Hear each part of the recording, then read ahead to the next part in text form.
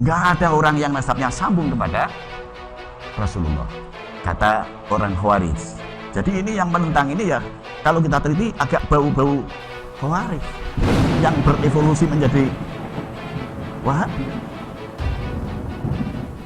Membahas nasab habaib di Indonesia, hubungan antara Kiai NU dan habaib sudah terbangun lama, berabad-abad, beratus-ratus tahun, bahkan ada kolaborasi, ada silah, ada ittisal antara ulama dan habaib yang tak bisa dipisahkan, yang sudah dianggap sebagai ijma', dadak akhir-akhir ini dipertentangkan.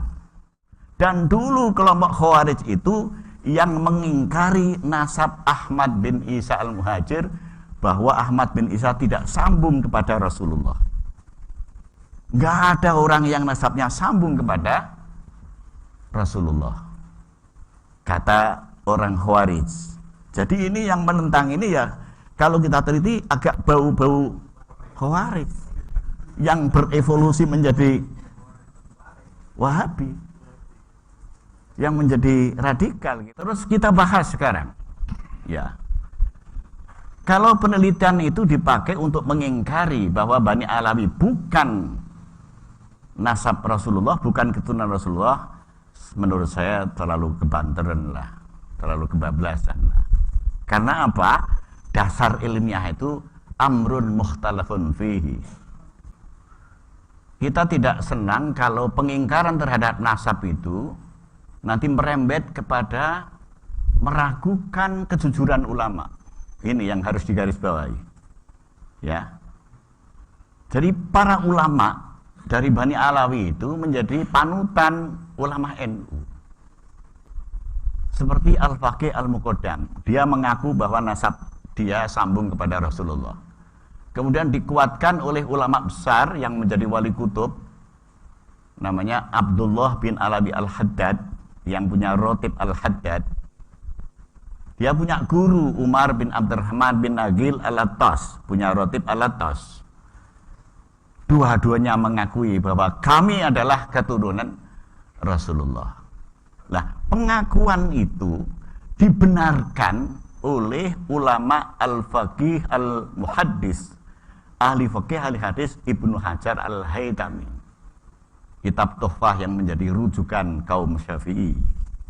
Dibenarkan juga oleh Yusuf bin Ismail An-Nabhani, gurunya Mbah Hasyim Asy'ari. Dibenarkan juga oleh ulama-ulama yang lain. Ya. Jadi ada peran para habaib Bani Alawi kepada ajaran NU. Bahwa di dalam ajaran NU ada 3 iltizam. 3 keharusan. 1, harus mengikuti madhab fikih 4, Hanafi, Maliki, Syafi'i, Hambali. Yang kedua, wajib mengikuti madhab kalam atau madhab teologi, yaitu madhab Asy'ari dan Maturidi. Yang ketiga, wajib mengikuti madhab tasawuf, yaitu madhab Junaid al-Baghdadi dan madhab al-Ghazali. Lah, keputusan Kiai Hasyim seperti ini dari mana? Dari kaum Bani Alawi, dari Bani Alawi itu. Kemudian madhab 4. Pola pikir NU madhab itu harus 4 itu mengambil dari seorang Sayyid, Alawi bin Ahmad As-Seghaf, yang mengarang kitab Al-Fawaidul Makkiyah. Terus madhab yang tasawuf, madhab bahwa madhab tasawuf harus mengikuti siapa? Junaid al-Baghdadi dan Imam Ghazali, diambil dari Imam Hadratus Syekh Kiai Hasyim Asy'ari, mengambil dari pendapat Imam Abdullah bin Alawi Al-Haddad di dalam kitab kecil yang sampai ngaji, Risalatul Mu'awanah. Penelusuran keilmuan ini menguatkan bahwa para ulama ini percaya kepada nasab habaib Bani Alawi. Kalau kita sudah meragukan ulama, runtuhlah keilmuan kita, jatuhlah sanad ilmu kita, hancurlah agama kita. Itu yang harus dipikir. Gara-gara penelitian seperti itu, nggak bisa. Kalau mereka ini kita ragukan, sama dengan kita meragukan ideologi kita sendiri. Ini bahayanya. Ini namanya fahada khatarun azimun. Ini bahaya besar. Kiai Hasyim Asy'ari dalam kitab Ziyadah Ta'liqat. Jadi NU itu didirikan dulu, dikritik oleh kiai di Pasuruan namanya Abdullah bin Yasin Al-Pasurwani. Kemudian kritik Al-Pasurwani dibalas kritik oleh Kiai Hasyim, judulnya Ziyadat Ta'liqat, bahwa Anda mengutip syair itu, Anda mencuri dari syair karangan Al-Imam Al-Habib Abdullah bin Alawi Al-Haddad. Kiai Hasyim cetha nulis ngono kuwi. Berarti Kiai Hasyim ngakoni kalau Abdullah bin Al-Haddad itu Habib Bani Alawi, sambung kepada Rasulullah, karena disebutkan Al-Habib, disebutkan Al-Haddad. Kemudian di dalam Qanun Asasi Kiai Hasyim mengakui qala As-Sayyid Ahmad bin Abdillah As-Segaf. Ada As-Sayyid, ada As-Segaf. Berarti ada ulama yang dulu ketua Rabithah Alawiyah namanya Ahmad bin Abdillah As-Segaf.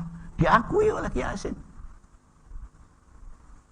Di dalam kitab Risalatu Ahli Sunnah wal Jamaah, Kiai Hasyim sering mengatakan qala As-Sayyid Muhammad fi Syarhil Ihya'i. Siapa yang dimaksud Sayyid Muhammad fi Syarhil Ihya? Sayyid Muhammad Murtadha Az-Zabidi yang mengarang kitab Ithafus Sada Al-Muttaqin. Jadi Kiai Hasyim itu mengakui. Kalau Kiai Hasyim mengakui, masa kita enggak?